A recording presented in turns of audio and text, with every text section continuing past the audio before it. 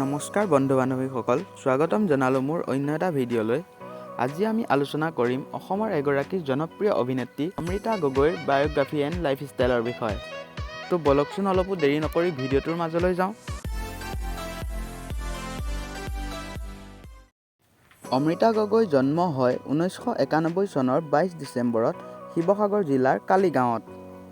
অমৃতা গগৈ দেউতাকৰ নাম হৈছে অমৃত গগৈ আৰু মাতৃৰ নাম হৈছে দেৱজিতা গগৈ। তেওঁৰ স্বামীৰ নাম হৈছে মনদ্বীপ কাকতি। অভিনেত্ৰী অমৃতা গগৈ ৪ৰ্থ শ্ৰেণীলৈ শিৱসাগৰ সাধাৰণ প্ৰাথমিক বিদ্যালয়ত অধ্যয়ন কৰিছিল। তাৰ পাছত বৰপাত দল উচ্চ বিদ্যালয়ৰ কালু গাঁৱত নাম লগায়।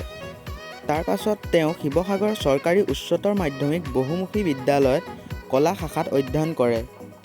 কটন কলেজৰ পৰা ৰাজনীতি বিজ্ঞান বিষয়ত স্নাতক ডিগ্ৰী গ্ৰহণ কৰাৰ পাছত তেখেতে গুৱাহাটী বিশ্ববিদ্যালয়ৰ পৰা স্নাতকোত্তৰ ডিগ্ৰী গ্ৰহণ কৰে। অমৃতা গগৈয়ে ৩ বছৰ বয়সতে সত্ৰীয়া নৃত্যৰ প্ৰশিক্ষণ লৈছিল।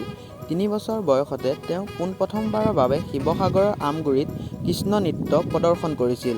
তাৰ পাছত তেওঁ 2010 চনত ৰং চেনেলে আয়োজন কৰা মই অসম দেশৰ ছোৱালী শীৰ্ষক প্ৰতিযোগিতাত অংশগ্ৰহণ কৰিছিল আৰু বিজয়ী হৈছিল।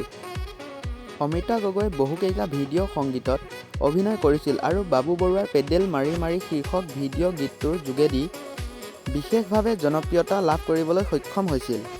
অমৃতা গগৈ হৈছে অসমীয়া চলচ্চিত্ৰ জগতৰ এগৰাকী অভিনেত্ৰী। 2015 চনত মুক্তিপ্ৰাপ্ত অহেতুক নামৰ অসমীয়া চলচ্চিত্ৰখনৰ জৰিয়তে তেওঁ চলচ্চিত্ৰ জগতত প্ৰৱেশ কৰে। অভিনেত্ৰী অমৃতা গগৈয়ে বহুকেইখন চিনেমা চিৰিয়েলতো অভিনয় কৰিছে।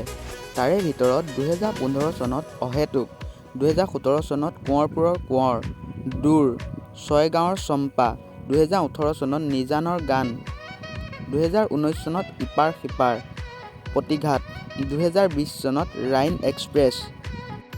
লগতে তেওঁ 2020 আৰু 21 চনত সৰাপাত নামৰ চিৰিয়েলখনতো অভিনয় কৰিছিল। অভিনেত্ৰী অমৃতা গগৈ 2019 চনৰ 3 অক্টোবৰ তাৰিখে মনদ্বীপ কাকতিৰ সৈতে বিবাহপাশত আবদ্ধ হয়। 2021 চনত তেওঁলোকৰ এজনী ছোৱালী সন্তানৰ জন্ম হয়।